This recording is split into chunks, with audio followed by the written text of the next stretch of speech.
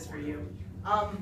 So real quickly, I want to do a review. So who can tell me what the domino effect is? We talked a little bit about this like 2 sections ago. Yeah. One thing happens and then the next thing happens and it keeps on building and building. Of course, yeah. So specifically the domino effects relates to communism, right? It was the US belief that if we let a country become communist, then another country would become communist, and another country would become communist, and eventually we'd be the only free country left, and the USSR would own everything. Which relates to the next question, what's containment? Keeping communism in one place. Yeah, so part of the domino effect is don't let any countries fall, right? Make sure that communism is contained to Europe. That's where we want it to stay. So right if the USSR is doing their own thing, but we definitely don't want communism in Europe or the Middle East or Asia. Asia or the Middle East or Africa. So America has spent this really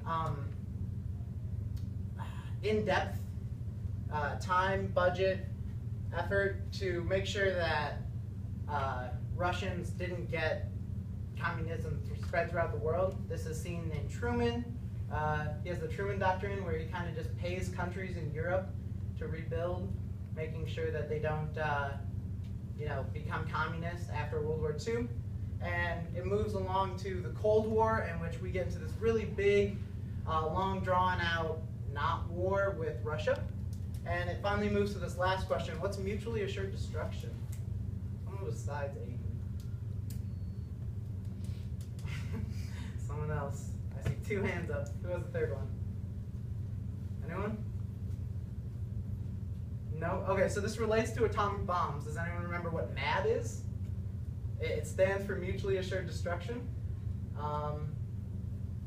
Anyone want to take a stab at it besides these 2? No one? All right. So, Aiden, you want to explain it since you know what it is? Yeah, it pertains to nuclear arms, but basically it says if you're going to launch nukes, we're going to launch nukes, and no one survives. Yeah, exactly. So nuclear warheads created after World War II seem to put this world in a jeopardy that says, if I launch a missile at you, you're going to launch a missile at me, and eventually the entire world will blow up and there'll be no one left, so we can't really use nukes. And this idea really heated up the Cold War and made it so that we couldn't attack Russia, we couldn't not attack Russia. There was this competition that we had to beat them out in other ways that weren't militarily. So if we want to look at 929, we'll read a page or 2 of this before we get to the lesson itself, or the activity for today. So during the 1950s, the Eisenhower administration labored to contain the spread of communism, particularly in newly independent nations in Asia and Africa. Eisenhower used diplomacy, military power, and covert activities to achieve these goals. President Eisenhower's foreign policy was greatly influenced by his Secretary of State, John Foster Dulles. After serving the United States Senate in the late 40s, Dulles had years of experience in high-level diplomacy, particularly with Asian nations. Secretary Dulles favored vigorous foreign policy, denouncing Truman's containment policy as inadequate. Instead, he advocated for liberation in Eastern European nations under Soviet dominion. Dulles threatened massive retaliation against communist aggression. If you are scared to go to the brink of nuclear war, you are lost, he said. According to the Department of Defense, reduce the size of the regular army and increase its nuclear arsenal. Eisenhower tempered Dulles's tough stance and took a more cautious approach. He insisted that there are no alternatives to peace. A nuclear war might as well be the end of civilization, and therefore the Eisenhower administration continued Truman's containment policy. So this relates back to mutually assured destruction. No one really wanted to make more bombs, but they felt like they had to. And there were many people who were in favor of using nuclear weapons. We've seen their effectiveness in World War II. We even threatened to use them in Korea, and then tried to prevent the North Koreans to spread communism. But ultimately, we decided that that was a bad idea. that, you know, launching nukes on a civilian population probably wasn't the brightest. Who wants to pick up where I left off? War and Peace in Asia. Aiden, you want to start, and then you can popcorn someone? Throw socks with her. Carrying out his campaign promise, Eisenhower went to Korea in December 1952.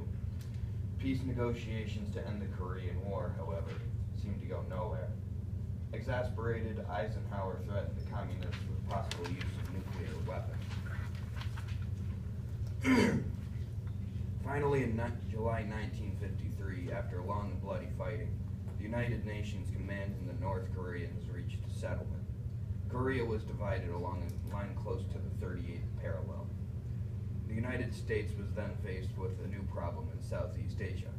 After Japan surrendered Indochina in 1945, France tried to regain control of its colonies. The people of this region, however, wanted to rule themselves. Ho Chi Minh, a dedicated communist, headed an independence movement called the Viet Minh, whose goal was to drive the French from Vietnam, one of the regions out of Indochina. The United States stayed out of the fighting, but supplied most of the weapons and supplies used by the French. In 1954, the Viet Minh surrounded the French troops at the key fortress of Dien Bien Phu. The French asked the United States to bomb the communist positions. Eisenhower believed that a French defeat might lead to the communist domination of all Southeast Asia. He explained, "You have a new row of dominoes set up, and you knock over the first one. What will happen to the last one is the certainty that it will all go over very quickly." Secretary Dulles favored giving military support to France, but when Eisenhower couldn't get support from the leaders of Congress or from other Western nations, he decided to stay out of the war. Dien Bien Phu fell in May 1954, and the French soon withdrew from Indochina. At a conference in Geneva, Switzerland in 1954, Vietnam was divided along the 17th parallel. North of that line, Ho Chi Minh's communist forces took control. To the south, a U.S.-supported government under Ngo Dien Diem was set up. Diem's regime was dictatorial, inefficient, and unpopular. Communist-supported guerrillas began to fight against Diem's government. The United States provided most of the money for South Vietnam's defense. President Eisenhower had avoided war in Vietnam, but he had tied American prestige to the survival of Diem's unpopular government. So this is a theme that we're going to see throughout the rest of this section and into the activity today, and that's the U.S. replacing governments with people who are unpopular but serve American interests. So, for example, in Vietnam, they put Diem Diem in power, when reality is most of the Vietnamese people didn't want him. He was not the choice of the people, but they wanted Ho Chi Minh, who was a communist. So what they did was, or what the United States government did, is they rigged the election. They made sure that Diem Diem got in, and then they used his power to try and control the people a little bit. He was kind of like a puppet master. And the effectiveness of this made Eisenhower realize that he can do this in other countries too. That Vietnam isn't the only country that he can control under the guise of freedom. So do you want to pick on someone else? Yeah. When it came to solving foreign problems, Eisenhower preferred using diplomacy and covert or secret activities carried out by the Central Intelligence Agency. In 1953, Eisenhower became concerned when Iran's Prime Minister Mohammad Mossadegh seized control of the Anglo-American Oil Company. The president feared that Iran was aligning itself with the Soviet Union, which would endanger oil supply to Western nations. Under Eisenhower's orders, the CIA secretly funded a successful revolt by the young Shah of Iran. Later, Iran signed an agreement allowing the United States, British, and French companies to share Iranian oil production. In 1954, before the CIA helped to remove another unfriendly government, the Guatemalan government of Colonel Jacobo Arbenz Guzman had seized property of the American-owned United States Fruit Company. The United States learned that Guzman was getting weapons from communist nations. Concerned that Guatemala would become a communist foothold in Latin America, the Eisenhower administration funded a coup that would overthrow the government. In both Iran and Guatemala, the revolutions appeared to have been inspired from within the nation. Only later did people learn of the CIA's role. That's good right there.